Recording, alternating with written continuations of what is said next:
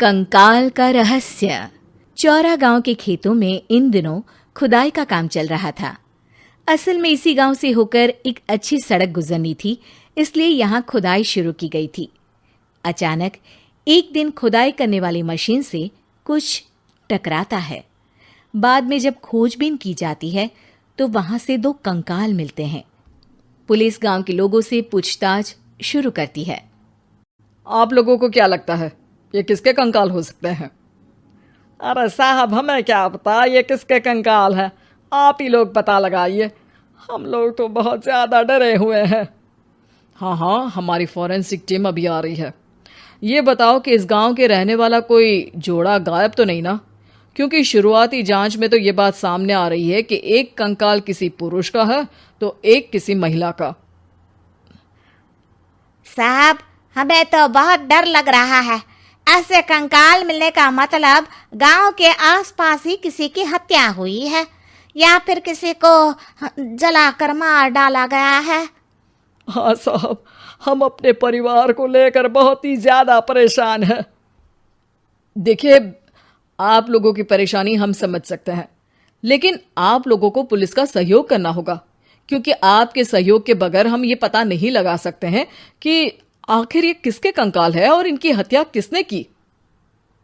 ठीक है साहब, गांव के लोग आपका पूरा सहयोग करेंगे। हाँ साहब, पूरा सहयोग करेंगे। तो फिर ठीक है, हम अपनी जांच शुरू कर देते हैं। कुछ दिन बाद जांच रिपोर्ट आ जाती है। पता चलता है कि ये कंकाल करीब 20 साल पुराने हैं, यानी 20 साल पहले किसी जोड़े की हत्या कर शव को यहाँ पर दबा दिया गया था। इंस्पेक्टर राघव, ये बताओ कि 20 साल पहले की मर्डर मिस्ट्री क्या अब सुलझ सकती है? हाँ सर, क्यों नहीं। लेकिन अब सबूत और गवाह काफ़ी मिट गए होंगे। मुश्किल तो होगी, लेकिन शायद किसी परिवार को इंसाफ मिल सके। इंस्पेक्टर राघव, आप बिल्कुल सही कह रहे हैं। किसी परिवार को तो इंसाफ मिलेगा ही और किसी को उसके किए की सज़ा भी मिलेगी। जी सर, मैंने तो जांच शुरू भी कर दी है। 20 साल पहले इस गांव के 2 जोड़े अचानक कहीं गायब हो गए थे। मैंने दोनों ही परिवारों के बाकी के सदस्यों से बातचीत शुरू की तो उन्होंने बताया कि उनके बच्चे शहर गए थे, लेकिन आज तक वापस नहीं लौटे हैं। लेकिन ये दोनों शव किस परिवार के सदस्यों के हैं, ये कैसे पता चल सकेगा? सर, मैंने डीएनए टेस्ट करवा लिया है। आज शाम तक इसकी रिपोर्ट भी आ जाएगी। अच्छा, ठीक है। उसी शाम को सर, डीएनए रिपोर्ट के मुताबिक ये दोनों ही लाशें चौरा गांव के रहने वाले प्रधान सुल्तान सिंह के बेटे और बहू की है। लेकिन इनकी हत्याएं किसने की है, ये कैसे पता लगेगा? इसी का तो पता लगाने की कोशिश में जुटा हूं सर। आज सुल्तान सिंह से मिलने भी जा रहा हूं। मेरा बेटा और बहू तो मेरे लिए सिर्फ यादों में ही रह गए थे। हमें उनकी लाशें तक नहीं मिल सकी थी। आज 20 साल बाद उनके कंकाल मिले हैं।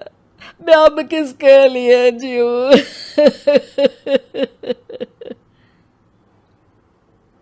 लेकिन सर, क्या आपकी किसी से कोई दुश्मनी थी? अपने बेटे बहू की हत्या के लिए आप किसे जिम्मेदार मान रहे हैं? अब मैं किसका नाम बोलूं? मेरी तो किसी से दुश्मनी नहीं थी, बस मेरे बेटे बहू को कोई वापस ला पाता।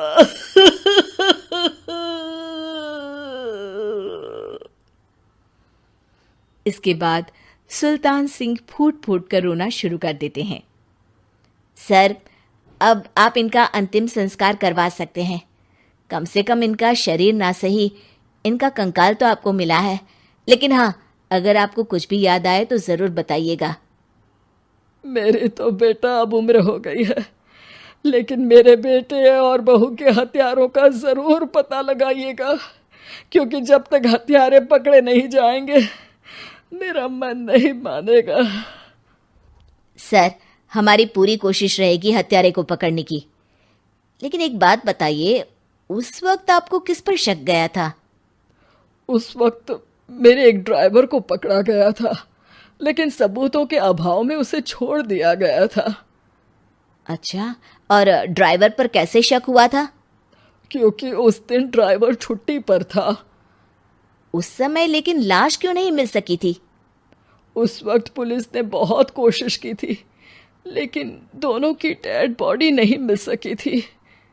ठीक है, हमारी तफ्तीश चल रही है, मैं फिर आऊँगा। इसके बाद इंस्पेक्टर वहां से चला जाता है और सुल्तान सिंह अपने बेटे और बहू की याद में खो जाते हैं। कुछ दिन बाद सुल्तान सर, एक बात बताइए, जब आपके बेटे बहू की हत्या हुई थी, उसी के आसपास आपके ही गांव का रहने वाला एक और जोड़ा उसी वक्त गायब हो गया था ना? हाँ सर, अलका और अभिषेक, वो भी मेरे बच्चों जैसे ही थे। तो फिर वो कहाँ है? उनका भी आज तक पता नहीं चल सका, लेकिन बताते हैं कि कुछ साल पहले अभिषेक को गांव के ही किसी आदमी ने मुंबई में देखा था, लेकिन फिर वो गायब हो गया। यानी अभिषेक और अलका की हत्या नहीं हुई थी, बल्कि उन्होंने किसी वजह से खुद ही गांव छोड़ दिया था। हाँ, हो सकता है, क्योंकि अभिषेक मेरे बेटे संतोष का अच्छा दोस्त था और उसका मेरे घर भी आना जाना लगा रहता था। हो सकता है कि उसने मेरे बेटे और बहू के बारे में सुन लिया हो और ये गांव छोड़ दिया हो। हो सकता है। उनके परिवार का कोई अब नहीं रहता क्या इस गांव में? अब तो कोई नहीं रहता। एक चाचा थे, लेकिन उन्होंने भी अपना पुश्तैनी मकान बेच दिया है। वो भी अब कहीं शहर में ही बस गए हैं। ओह, अभिषेक और अलका के बारे में भी पता लगाना होगा। हो सकता है कि वही इस हत्या के बारे में कुछ बता सके। हो तो सकता है, लेकिन वो बेचारे तो खुद ही वक्त के मारे थे, वो क्या बताएंगे। फिर भी सर, जब केस दोबारा खुला है तो जांच तो करनी ही पड़ेगी, और इस बार तो लाशें भी बरामद हुई है। कुछ दिन तक लगातार तफ्तीश चलती रही। एक दिन थाने से सुल्तान सिंह को फोन आता है। हाँ, कौन बोल रहा है? सर, मैं कांस्टेबल तुलाराम बोल रहा हूँ थाने से। आपको थाने आना पड़ेगा। थाने? लेकिन क्यों? सर, किसी की पहचान करवानी है। अच्छा ठीक है, मैं दोपहर तक पहुंचता हूँ। सुल्तान सिंह दोपहर में थाने पहुंचता है। कई पुलिस के अधिकारी वहां मौजूद रहते हैं। सर, आपके बेटे की हत्या का रहस्य आज शायद सुलझ जाए। अच्छा इंस्पेक्टर राघव, पर वो कैसे? सर, उस आदमी को देखिए, क्या वही अभिषेक है? सुल्तान सिंह की आंखों में हैरानी से आंसू आ जाते हैं। हाँ सर, यही अभिषेक है। ये आपको कहाँ से मिला? सिर्फ अभिषेक ही नहीं, बल्कि इसकी पत्नी अलका भी इसके साथ है। मैडम, जरा अभिषेक की पत्नी को लाइए। जैसे ही अलका को पेश किया जाता है, सुल्तान सिंह जमीन पर गिर जाते हैं। सुल्तान सर, क्या हुआ आपको? आप अलका को देखकर गिर क्यों गए? सुल्तान सिंह सर पकड़कर बैठ जाते हैं। ये अलका नहीं, बल्कि ये तो मेरी बहू रितु है। पूरा थाना एक दूसरे का मुंह देखने लगता है। क्या? इसके बाद हर किसी को दो कंकाल और हत्या का रहस्य समझ में आ गया। अभिषेक और रितु ने मिलकर संतोष और अलका की हत्या की थी और लाश को जमीन के नीचे दबा दिया था।